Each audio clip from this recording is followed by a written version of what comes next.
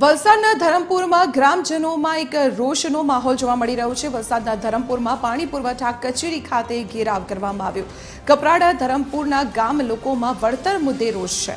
ગ્રામજનોનો આરોપ છે કે છેલ્લા 3 વર્ષથી તેમની જમીનોમાં પાણીની પાઇપલાઇન નાખવામાં આવી છે, પરંતુ તેનું વળતર હજુ સુધી ચૂકવવામાં નથી આવ્યું। વારંવારની રજૂઆતો છતાં કોઈ નિરાકરણ ન આવતા ગ્રામજનોએ આખરે ઘેરાવ કરી પોતાનો રોષ વ્યક્ત કર્યો। कचेरी से धरमपुर त्या 2023 में अमरा राजपुर तलाट वीरवल नानीडोल डूंगरी खटाणा त्या पाइपलाइन नाखवामां आवेली हती अने त्यारे अहींयाना जे अधिकारी छे एमणे कीधुं हतुं के जेमनी पण खेडूत खेतरमांथी लाइन जशे एमने वळतर मळशे।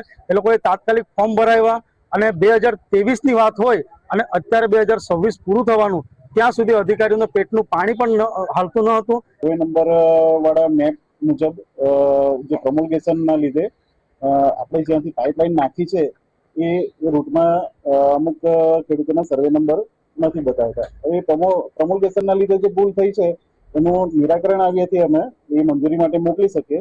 જે સમજણ ખેડૂતોને પણ આપી છે અને એમની સાથે જે પણ આગેવાનો આવેલા હતા એમને પણ આપી છે।